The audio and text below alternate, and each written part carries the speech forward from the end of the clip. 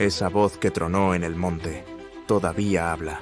Hoy no tiembla el monte, tiembla el alma que oye, esclavo de tu palabra. Listo, pues gracias a Dios estamos en Primera de Pedro, todavía seguimos en el capítulo 1. Me parece que la semana pasada solo vimos 2 versículos en todo el estudio y hoy nos quedamos en el versículo 10.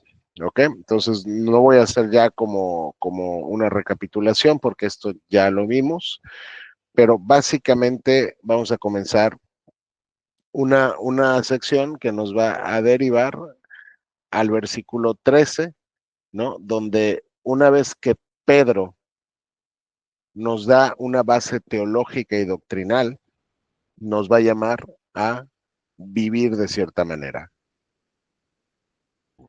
¿Ok? Entonces comenzamos y dice, incluso los profetas quisieron, bueno, vamos a conectarlo nada más.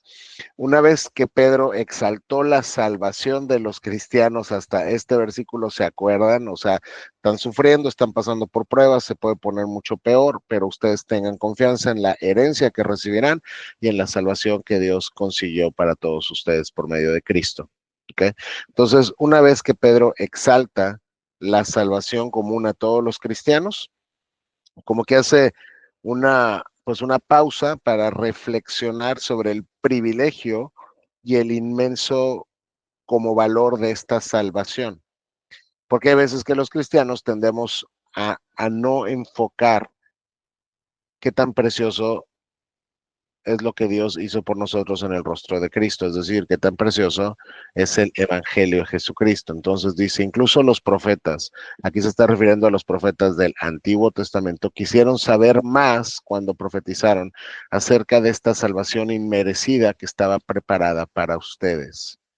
Se preguntaban a qué tiempo y en qué circunstancias se refería el Espíritu de Cristo que estaba en ellos cuando les dijo de antemano sobre los sufrimientos de Cristo y de la inmensa gloria que después vendría. ¿Qué es lo que está diciendo aquí Pedro?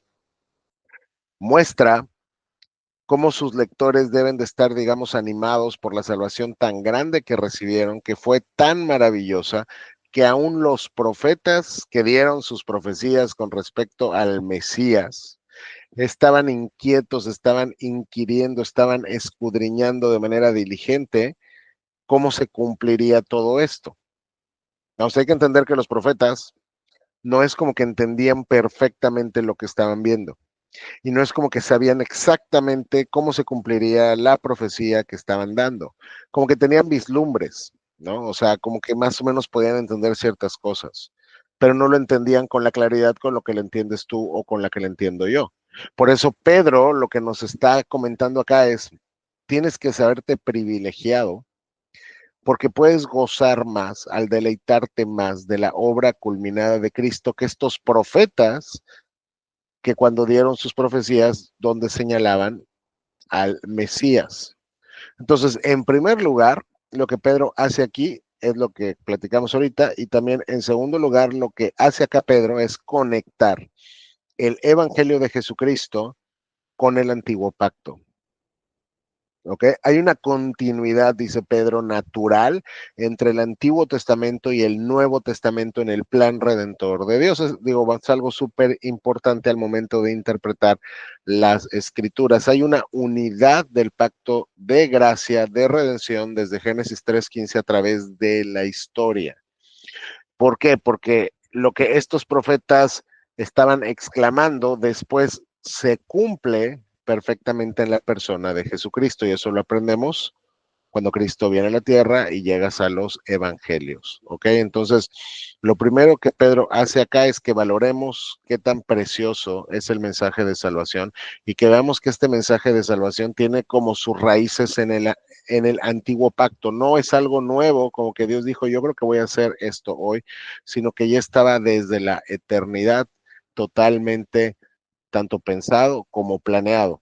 Entonces Pedro conecta las profecías de los profetas del Antiguo Testamento y señala su cumplimiento en el Nuevo. Por ejemplo, Isaías, vamos en Isaías 53, te habla del siervo que tenía que sufrir, ¿no? Cuando cargara los pecados del pueblo.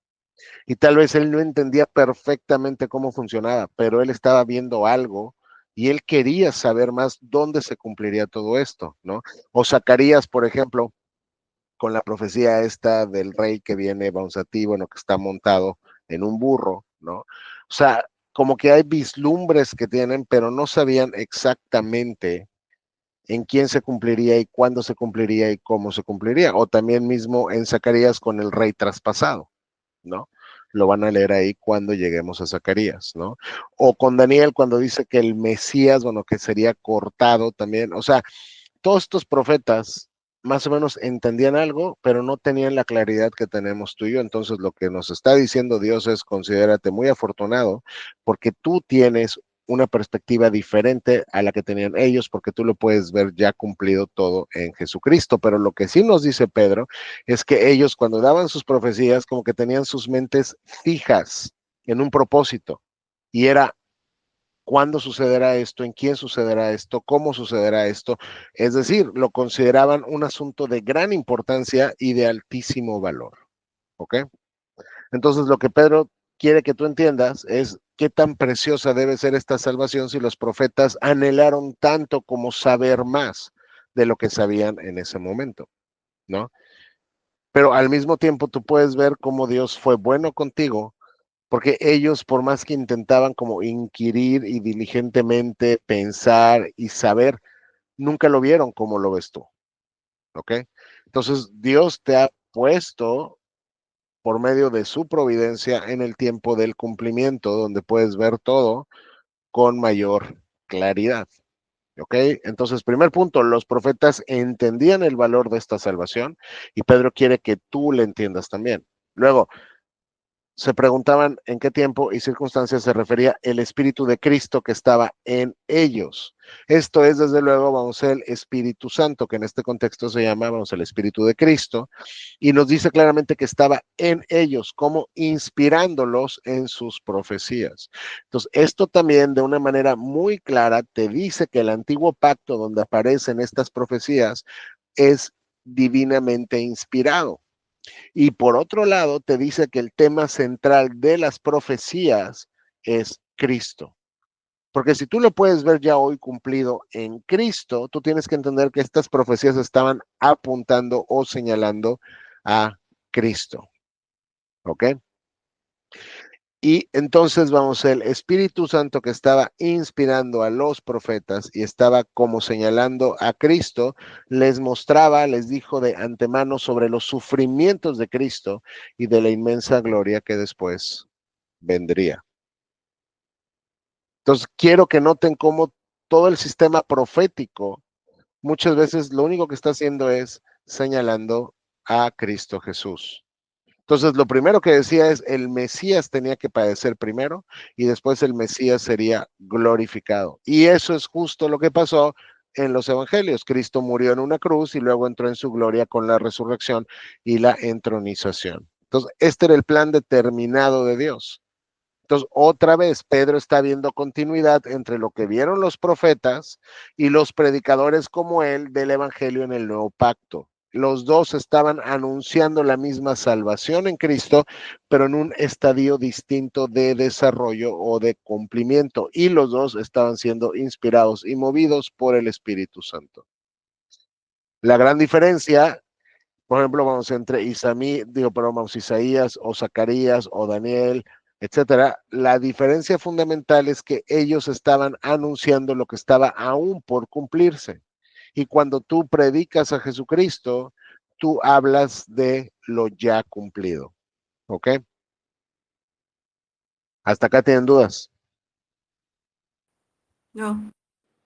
No, No. Muy bien. Luego se les dijo a los profetas, se les dejó claro que los mensajes que recibieron no eran para ellos, sino para ustedes. Dios mismo fue quien mostró a los profetas que las plenitudes de lo que estaban profetizando, anunciando, era para tiempos posteriores, era para beneficio de otra generación que no eran ellos. Piensa tú cómo sentiría tal vez el profeta, que no era una vida fácil, cuando tú llegas a las escrituras y ves lo que pasaban los profetas y cómo vivían los profetas, pues al final tampoco entendían plenamente lo que estaban diciendo y se les dijo claramente, esto no es, o sea, tanto para beneficio tuyo, sino para beneficio de una generación posterior.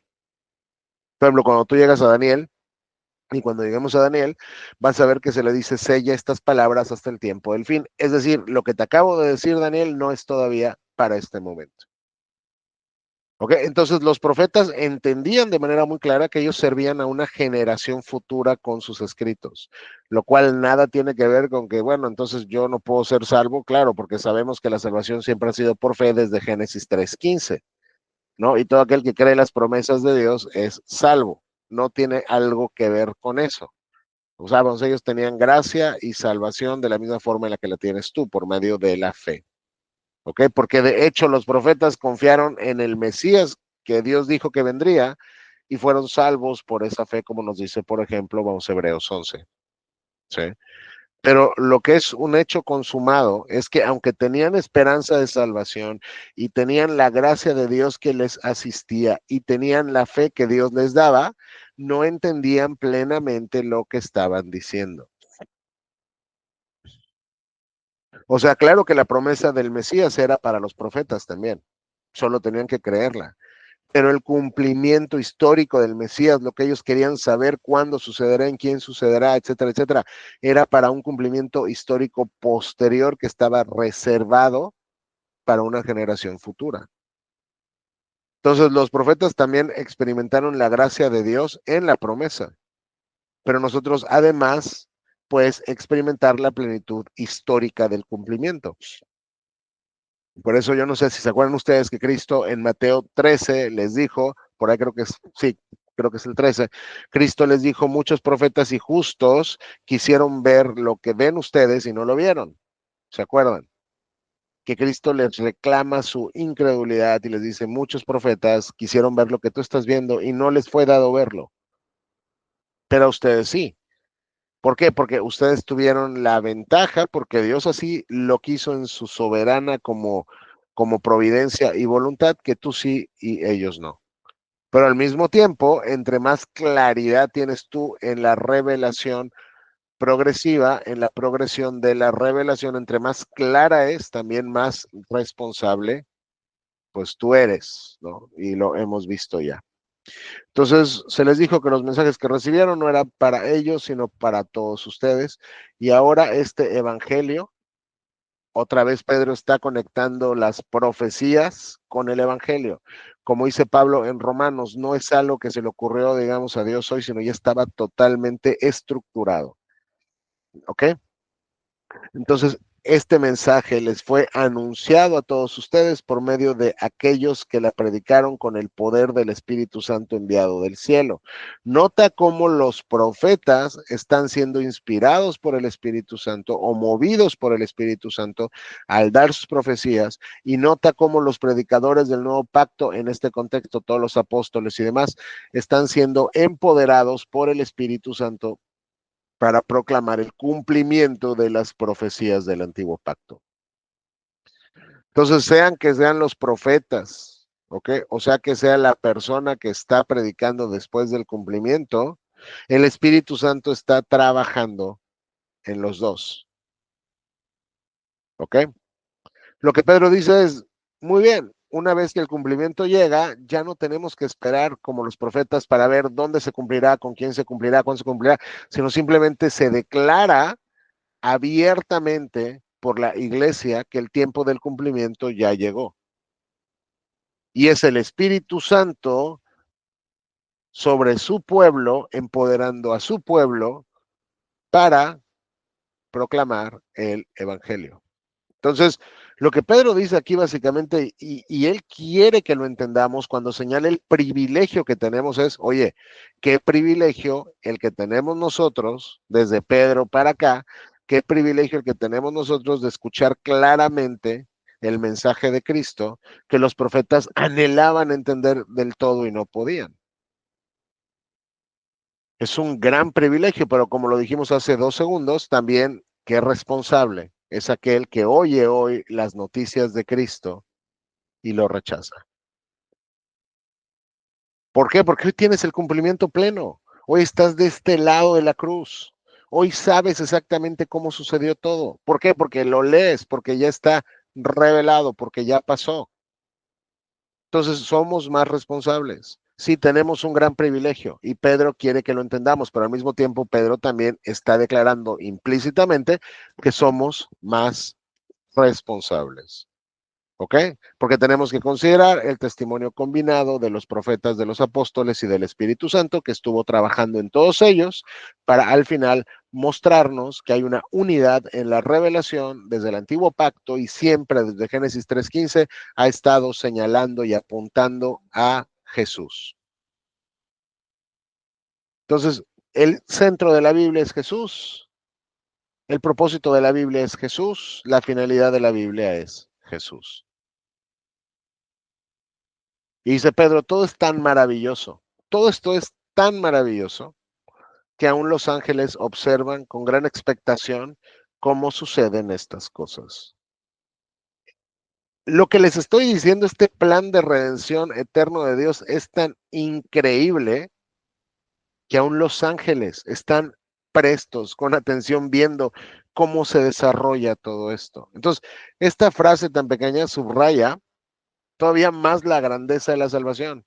No solo es que los profetas como que estaban ahí súper metidos en el tema de cuándo va a pasar, en quién va a pasar, cómo va a pasar, sino incluso esto es algo tan maravilloso que los mismos ángeles, que son seres diferentes a los seres humanos, superiores a los seres humanos, están tan maravillados con el plan de redención de Dios que lo observan con gran expectación porque ellos quieren ver cómo se desarrolla todo esto. Entonces, pues la imagen que tiene ahí Pedro y que nos da Pedro, si te lo pudiera, o sea, digo, si lo puedes pensar, es como que los ángeles están inclinándose con asombro, o sea, santo desde luego, para contemplar cómo se desarrolla el plan redentor de Dios entre los hombres. O sea, los ángeles se maravillan del Evangelio. No solo los profetas se maravillan del Evangelio, no solo los apóstoles se maravillan del Evangelio, los ángeles se maravillan del Evangelio. ¿Cuánto más tú y yo, que somos los beneficiarios directos del Evangelio y vivimos de este lado de la cruz, tenemos que deleitarnos y maravillarnos en el mensaje de salvación de Dios? Y noten que para los ángeles todo esto es extraño hasta cierto punto. ¿Por qué? Porque los ángeles no conocen de redención. Cuando los ángeles pecaron, nunca se les prometió un salvador. Cuando los ángeles pecaron, fueron juzgados y esperan ser juzgados al final por Dios. Y ya, nunca hubo oportunidad de fe, ni de arrepentimiento, ni de nada. Entonces, el espectáculo de la redención que Dios está como desenvolviendo durante la historia de la humanidad es maravilloso para los ángeles. O sea, los ángeles se maravillan en ver cómo la sabiduría de Dios se desenrolló por medio de la historia humana. Entonces, lo que Pedro quiere, cuando tú terminas esta pequeña sección de 10, 11 y 12, 3 versículos, es que entiendas que no hay nada trivial en el Evangelio. No hay absolutamente nada trivial en el Evangelio. De hecho, es el primer mensaje por el que tú llegas a la fe. Cuando crees el Evangelio, entonces eres salvo. Y es el mensaje que seguirás examinando y pensando y seguirás investigando por las eternidades de las eternidades, porque nunca podrás agotar su profundidad ni su riqueza. Porque este mensaje de salvación en Cristo es el centro de la revelación de Dios. Es el mayor espectáculo de su gracia, de su gloria, de su sabiduría y es digno incluso de admiración celestial. Si entonces el mensaje de salvación en Cristo es digno de admiración celestial, ¿por qué nosotros a veces nos avergonzamos del Evangelio? Y lo hacemos porque por eso Pablo dice en Romanos 1, no me avergüenzo del Evangelio. ¿Por qué por qué en la carne en la que estamos todavía nos avergonzamos de un mensaje tan maravilloso? Ahora, si es un mensaje tan maravilloso, la pregunta es, cuánto tiempo pasamos pensando en ese mensaje tan maravilloso, o es algo que realmente pues ya no nos interesa mucho. Tú y yo tenemos que predicarnos el evangelio todos los días, no solo porque lo necesitas todavía, ahora, porque lo necesitas todavía para vivir tu vida cristiana, para entender quién eres en Cristo, no porque tengas que ser salvo todos los días.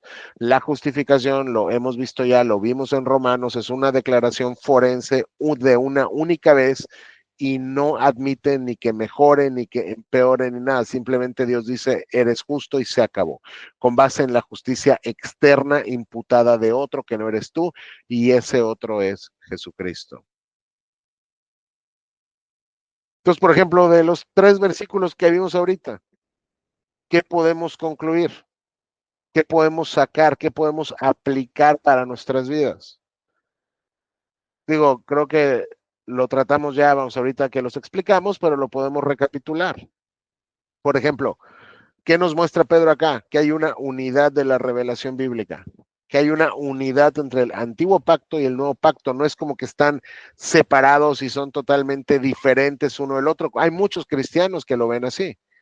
Hay muchos cristianos que creen que el Dios del Antiguo Testamento es de una manera y luego llegas a los evangelios y a las cartas paulinas y es de otra manera. Dios sigue siendo el mismo porque Dios es inmutable. Es el mismo Dios que tiene el mismo pacto de gracia que transita por medio del devenir de la historia humana. Entonces hay una unidad de la revelación bíblica. Otra cosa, la salvación que tenemos en Cristo hoy, tú y yo, como lo dije ya 4 o 5 veces, fue planeada por Dios desde antes de la creación, en los días de la eternidad, pero fue anunciada gradualmente a lo largo de los siglos. ¿Ok? Ya también hemos platicado que la Biblia es una revelación progresiva, cada vez fue siendo más clara. No es que se metieran como que cosas que no estaban ahí, sino cada vez las doctrinas fundamentales de las escrituras se fueron viendo con más claridad. ¿Ok? Entonces, vamos, esto tiene que fortalecer tu fe. ¿Por qué? Porque tú no es, o sea, porque el mensaje de salvación que tú crees y yo creo no es algo inventado hace 4 siglos, 5 siglos, sino son las promesas cumplidas que Dios anunció desde Génesis 3:15. Entonces tu fe está arraigada en el mismo plan de Dios revelado en la escritura, tanto el antiguo pacto como el nuevo pacto, y puedes ver entonces una continuidad. Hay un solo pacto de gracia que se desenvuelve por medio de los 2 testamentos en diferentes administraciones, pero centrado en Cristo. Desde Génesis 3:15 tú puedes ver a Cristo y luego lo vas viendo a través de cada pacto. Ahí está Cristo, de cierta manera. ¿Ok? Entonces, lo que Dios prometió desde el jardín del Edén, cuando le dijo a los primeros hombres, voy a mandar un descendiente de la mujer que aplastará la cabeza de Satanás, y o sea, luego lo que le promete al patriarca, vamos, a Abraham, a Moisés, a David, etcétera, etcétera, todo apuntaba a Cristo. Y luego todo eso que apuntaba a Cristo estaba destinado a bendecirnos a los que vivimos también del otro lado del cumplimiento de una manera más privilegiada. Entonces, otra de las cosas que vemos acá es qué privilegio tenemos nosotros otra vez cuando vives después de la cruz, porque tienes más luz que los profetas. De cierta manera, tú sabes más que los profetas inspirados por eso, porque lo puedes ver todo más claramente. Pero otra vez, como lo dije ya, tienes más responsabilidad. ¿Por qué? Porque entre más se te da, más se te demanda. Así que entre más luz tienes, Dios te dice que no tomes a la ligera las verdades tan santas que los antiguos profetas recibieron con temblor y con gozo. O sea, ten en cuenta que tú no puedes descuidar ni trivializar verdades que estos hombres santos antiguos recibieron con temblor y gozo. Y luego, o sea, puedes pensar un poco más. ¿Qué pasa el día de hoy en muchas iglesias cristianas? el evangelio es inexistente o está trivializado. Creen que lo importante es que los chavos vengan y la gente venga y entonces vamos a ser como el mundo y hay que cantar como el mundo y poner música del mundo y vestirnos como el mundo y reflejar al mundo y ser relevantes. Y si tú tienes una necesidad que no está satisfecha, ven a Cristo y Él te va a ayudar y Él va a salvar tu matrimonio. O sea, Dios se convierte y Cristo se convierte en algo utilitario para satisfacer tu vida. Pero tengamos cuidado, porque si los propios ángeles y los profetas se maravillaban ante la salvación tan grande que estaban pronunciando y los ángeles viendo, nosotros tenemos que tener un asombro reverente y santo por el Evangelio. Por otro lado, eso también te dice que hay que tener cuidado que no nos aburramos del Evangelio.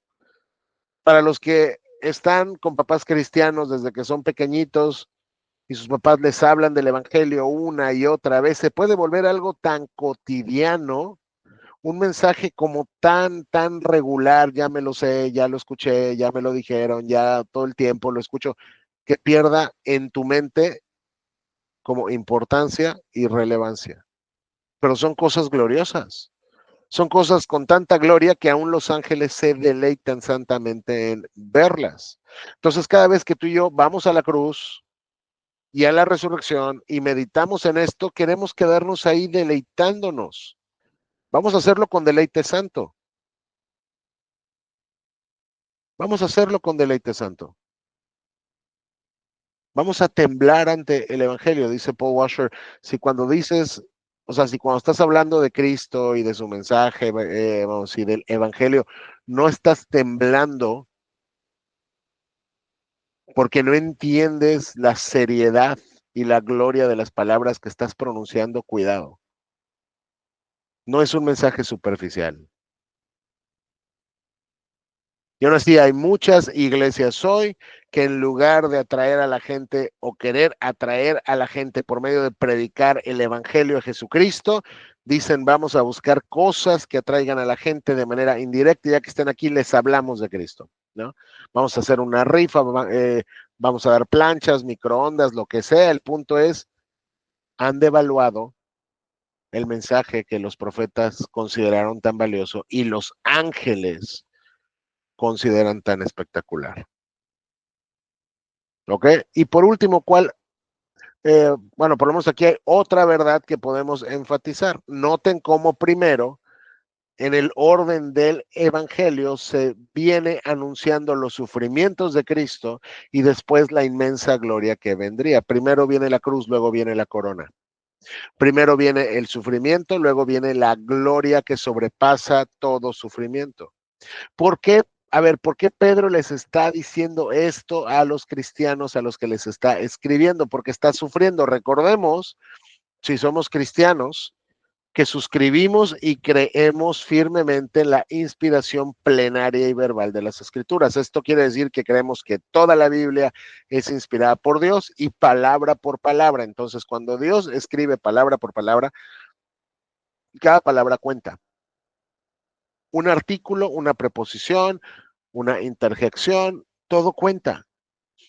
Entonces, aquí hay una importancia sobre el orden en el que se presenta primero los sufrimientos de Cristo y luego la gloria que vendría sobre Cristo.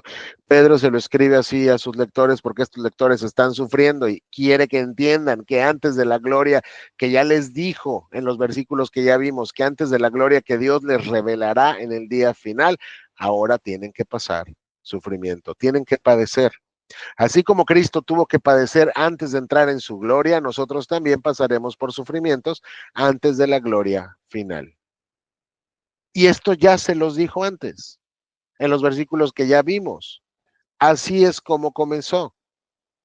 Pero de la misma manera, así como Cristo se le dio gloria eterna por medio del padecimiento, entonces lo que Pedro quiere es que tú mantengas esta perspectiva, que hoy por dura que sea tu cruz, y les está escribiendo, ya vimos a cristianos que están siendo perseguidos y que serán perseguidos todavía mucho más, pero por más dura que sea tu cruz, en el tiempo presente, en el tiempo en el que estás viviendo, Pedro quiere que entiendas que las glorias que vienen después del sufrimiento la sobrepasan de manera infinita. ¿Tienen alguna pregunta? No. Vamos a seguirle, pero no voy a acabar con esa sección porque apenas llevamos 3 versículos. Así que piensen con claridad. Noten cómo comienza Pedro esta sección. ¿Cómo comienza? Así que lo que nos dice esta palabra, ¿ok? Es en función a todo lo que te acabo de decir, en atención a todo lo que te vengo enseñando, es decir, en virtud de la gloria suprema que te espera después de tu cruz temporal en la tierra padeciendo persecución, tienes que hacer algo, tienes que vivir santamente. Entonces comienza diciendo cómo, piensen con claridad y ejerciten el control propio. En la Reina Valera dice, y no quiero cambiarla acá porque está medio lenta mi computadora, a ver si se puede, a ver si no me causa un problema, si está lenta. Por tanto, dice que ciñas tus lomos del entendimiento. ¿Esto qué quiere decir? Sed sobrios y esperad por completo en la gracia que se os revelará cuando Jesucristo sea manifestado. Esto quiere decir, piensa con claridad. Tienes que domar tu mente. ¿Cómo ciñes algo? Cuando le pones un cinturón, digamos, alrededor, cuando lo sujetas, cuando lo dejas amarrado. O sea, tu mente tiene que estar preparada. O sea, cuando Pedro, bueno, te dice que ciñas los lomos de tu entendimiento, los lomos son tus espaldas. Tú ponías como un cinturón, digamos, ahí para ceñir tu ropa, para sujetarla.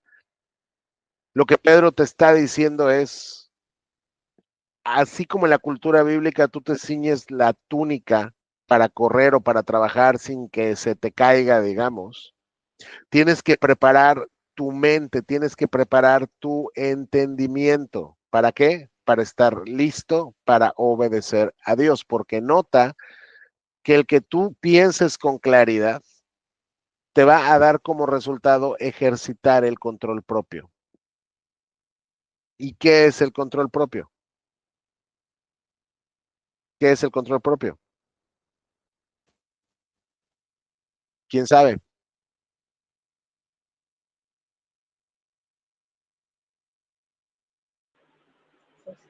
Que domines tu mente, ¿no?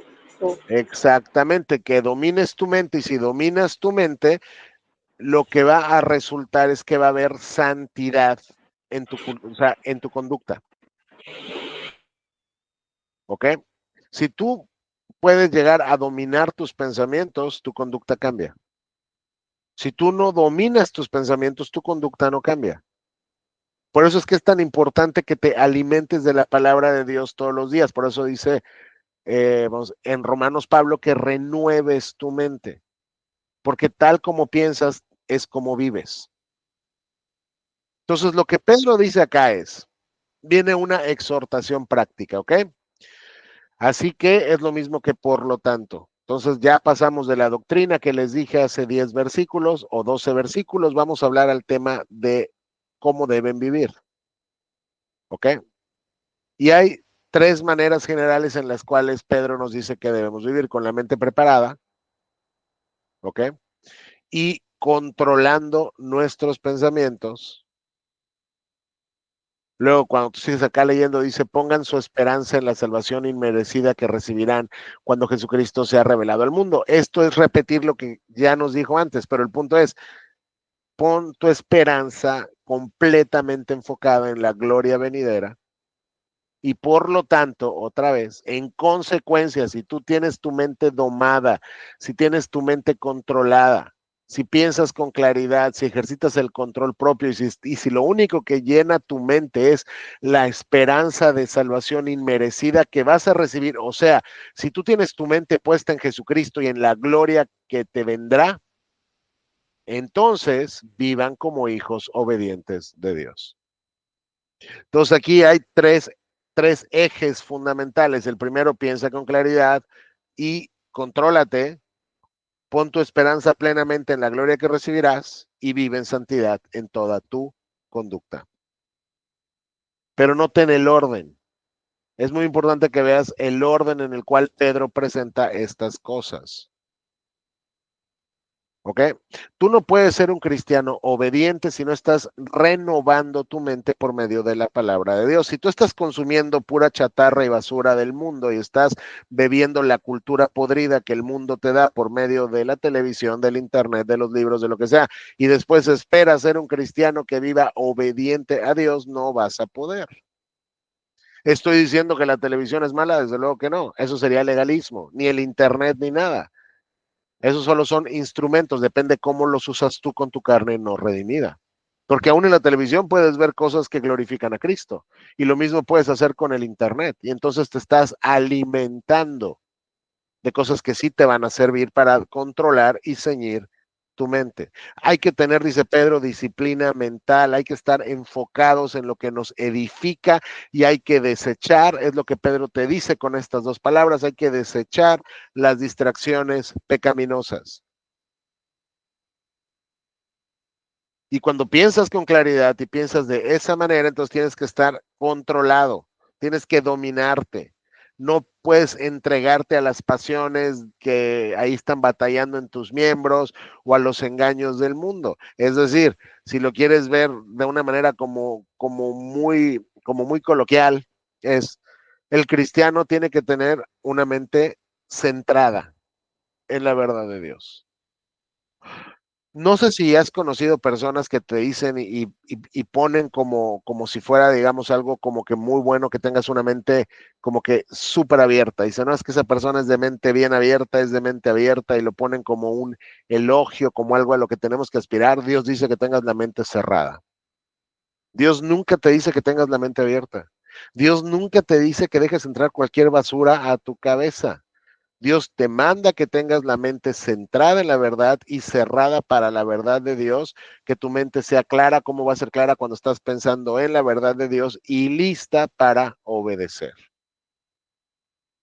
Porque los cristianos no vivimos como basados en las emociones o a la deriva nada más de a ver cómo pinta hoy el día, ¿no? O de las filosofías del mundo, sino como dijo Pablo, otra vez los cristianos renovamos nuestra mente por medio de la palabra de Dios. Ese es el primer eje.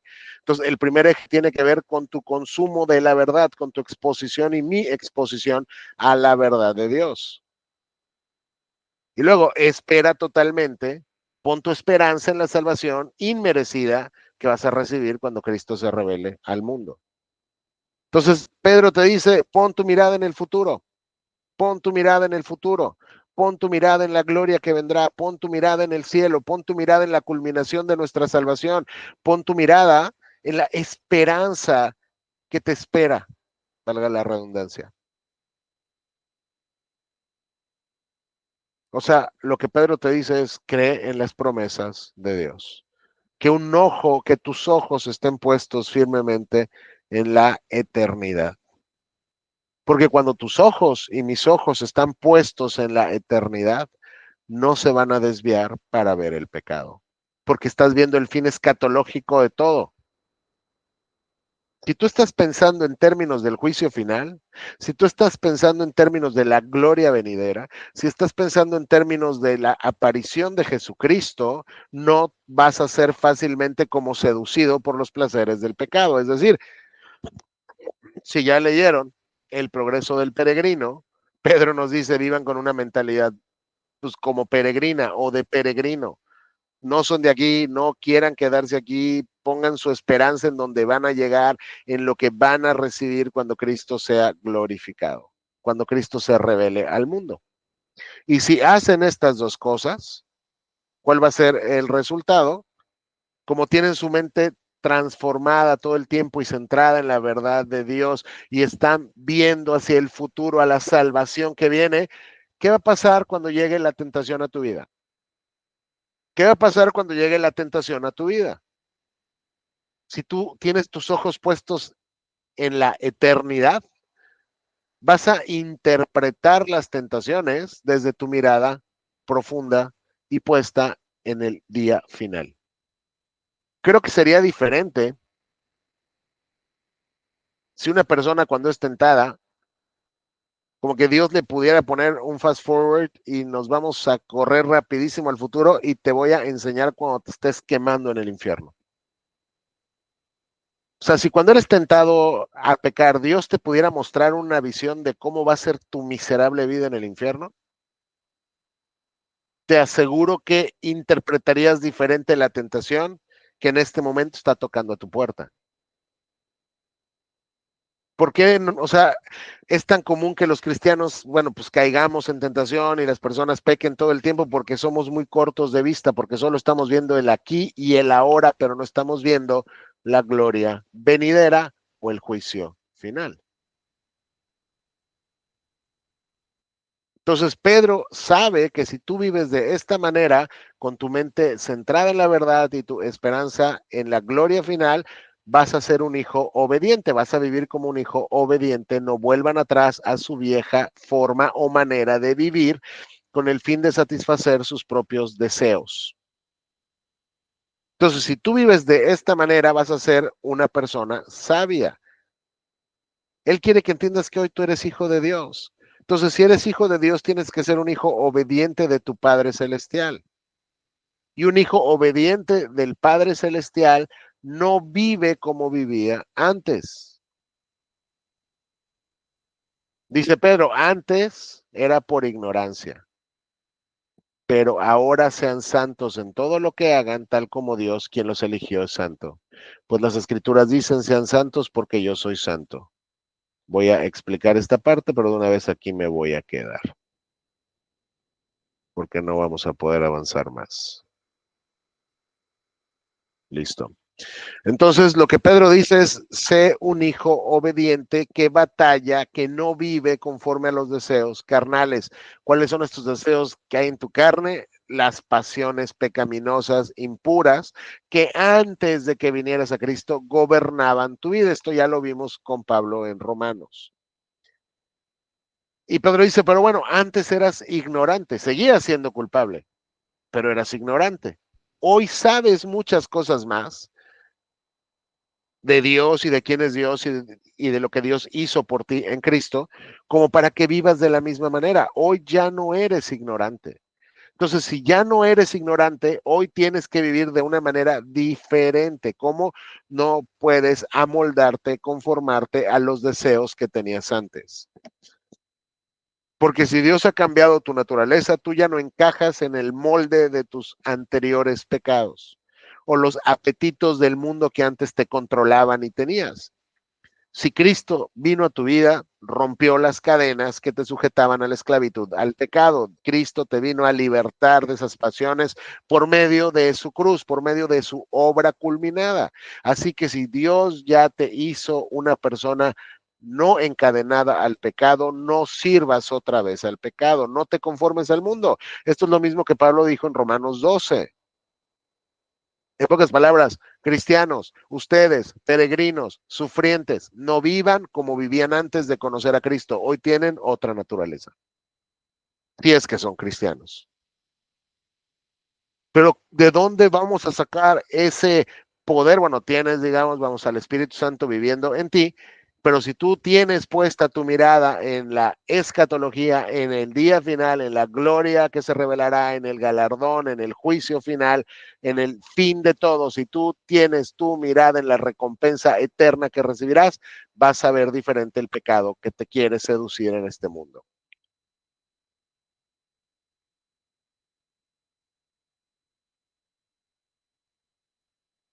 ¿Tienen preguntas hasta acá? No, así está bien. ¿Ok?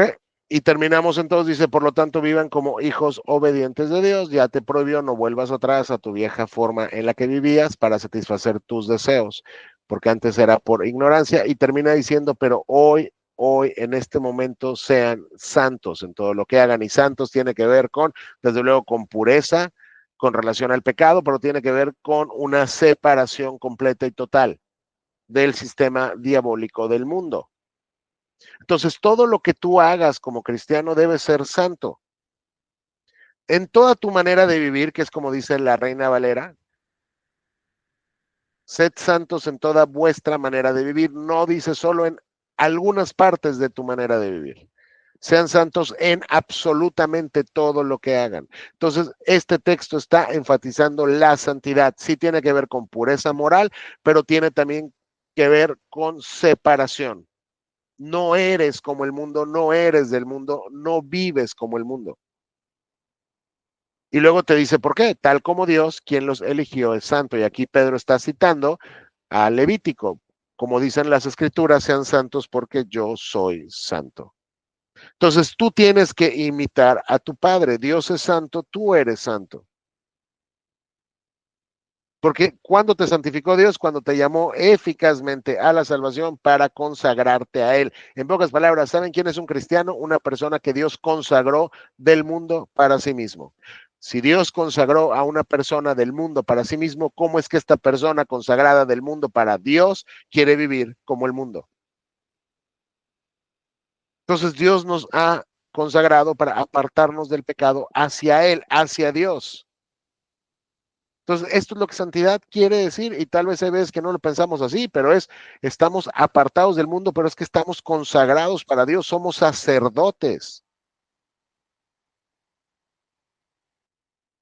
Si un sacerdote no se purificaba antes de su trabajo cultico, cuidado. Si tú y yo estamos consagrados para Dios como sacerdotes por medio de Jesucristo y Dios es infinitamente santo, separado de todo mal, totalmente puro, cuidado. No juguemos con Dios. Él dice, sean santos porque yo soy santo. Otra vez está citando a Levítico. Entonces, si Dios demandaba santidad en Levítico, como Dios es inmutable y no cambia, sigue demandando santidad de su pueblo en el siglo XXI en México. El pueblo de Dios siempre ha tenido que reflejar el carácter inmutable de su Señor, porque somos linaje escogido, somos pueblo o nación santa. Y noten que dice, ya con esto voy a acabar, noten que dice en toda su manera de vivir. Otra vez, no en ciertas partes de tu manera de vivir, en todo lo que tiene que ver con tu relación con el mundo. Entonces, hay cristianos o sea, que piensan que la santidad es como para cuando voy al culto, cuando voy a la iglesia, pero si voy a mi casa, si voy a la playa o si voy a una plaza, es una vida diferente. No, como dice Paul Washer, las ollas y los sartenes de los cristianos que tienen en su casa y usan para cocinar son santos porque ellos son santos. No hay tal cosa como lo religioso y lo secular. Todo está gobernado por Cristo. Entonces, todos los ámbitos de tu vida tienen que estar sujetos a la palabra de Dios. La palabra de Dios y la santidad práctica de tu vida producida por el Espíritu Santo cuando tú vives de esta manera, que Pedro nos dijo, tiene que permear tu moralidad personal, tus palabras, tus pensamientos, tu negocio, tu familia, cómo usas el tiempo, cómo haces deporte, cómo te vistes, cómo hablas, cómo estudias, cómo piensas, cómo te relacionas con tus vecinos, con tus amigos, todo. No hay nada, no hay ninguna faceta de tu vida que quede fuera del señorío de Cristo. Nada queda excluido del señorío de Cristo en tu vida ni en mi vida. Entonces, este pasaje tan pequeñito del 13 al 14, perdón, al 15, perdón, al 16, lo que hace está fundando Dios nuestra responsabilidad.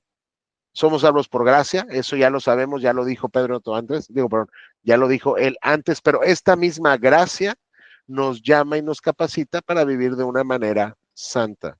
La santidad no es opcional. Recordemos lo que dice Dios en las Escrituras: sin santidad nadie verá al Señor. Esto lo dice en Hebreos.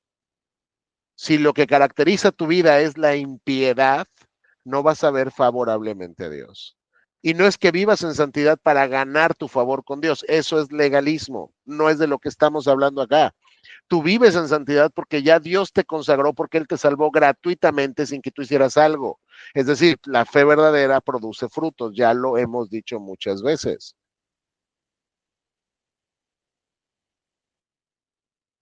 Y nota al final cuál debe ser la motivación para esta santidad. La base es el carácter de Dios. Porque yo soy santo, porque yo, tu Padre bueno, soy santo. Tú debes ser santo, tú debes de imitar a tu Padre, tú debes de parecerte a tu Padre. Nosotros tenemos que parecernos a Dios. Dios te ha transformado, cambió tu corazón, te regeneró con la intención de que fueras transformado a la imagen de Cristo. Fuimos santificados por el Espíritu para obedecer, dice Efesios. Así que cuando Dios nos regenera, lo hace para hacernos partícipes de su santidad. Y nunca reflejamos más a Dios que cuando vivimos vidas de santidad, vidas de consagración a Él. Y nota que te dice también, eres hijo. No es como que lo estás haciendo como un esclavo, que también somos esclavos, pero somos hijos. Considera tu filiación. Considera la vida tan absurda que vivías lejos de Cristo. No vayas a lo mismo. Oye, entonces, ¿qué tengo que hacer? Corta con tus amigos, corta con todo aquello que te lleva al pecado. Así de glorioso es Cristo y así de importante y de valioso es el Evangelio. Tiene que haber una separación intencional en el cristiano con respecto al pecado. La santidad viene luchando contra tu pecado. Entonces tú tienes y yo tengo que, ¿qué? Que ver cómo vivo, cuáles son tus hábitos, cómo te entretienes, tu sexualidad, cómo manejas tus relaciones, tus palabras, tu dinero, o sea, todas las facetas de tu vida tienes que llevarlas cautivas a la sujeción, a la palabra de Dios. Y cuando estamos pecando, Padre, perdónanos, danos arrepentimiento y ajusta nuestra conducta a tu voluntad santa. ¿Ok? Y recuerda, Dios es severamente santo y es infinitamente santo. Y entonces, si es infinitamente santo, Él odia el pecado de manera infinita, pero también su misericordia para su pueblo es sin límite. Así que cuando pecamos, porque vamos a pecar, el Padre nos espera con los brazos abiertos. Simplemente reconócelo delante de tu Padre, apártate de tu pecado, porque ese va a ser el resultado de tu arrepentimiento. Hay gente que dice, no, es que si tú le dices a la gente que se tiene que arrepentir es una obra. Claro que es una obra, pero no es una obra meritoria. No es una obra que te gane favor con Dios. Es el resultado natural de ver la belleza y la gloria de Cristo. Y el Espíritu Santo te capacitará y me capacitará. ¿Para qué? Para apartarnos de la maldad. Y recuerda que sus misericordias son nuevas cada mañana y Él renueva su misericordia contigo cada mañana y Él te limpia de toda inmundicia y dice que tienes un abogado para cuando hayas pecado. Entonces, con esto en mente, no es que desesperes del miedo, es que recuerdes que tienes un Padre Santo que te llama a ser santo, pero también es perdonador y Cristo ya pagó la deuda por ti si es que tú eres cristiano. Ya no hay nada más que Dios tenga que judicialmente perdonarte, pero Él te perdona paternal, Él te perdona paternalmente como un padre cuando sus hijos pecan. Entonces, que Dios nos dé gracia para que seamos santos porque Él es santo.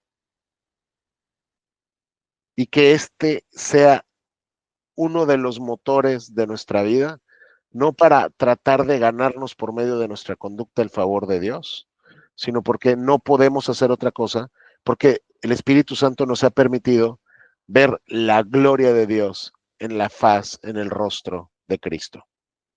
Y hasta aquí nos vamos a quedar. El día de hoy, ¿tienen alguna duda? No. No. Ok, vamos a terminar entonces. Denme un segundo, voy a terminar primero con la grabación.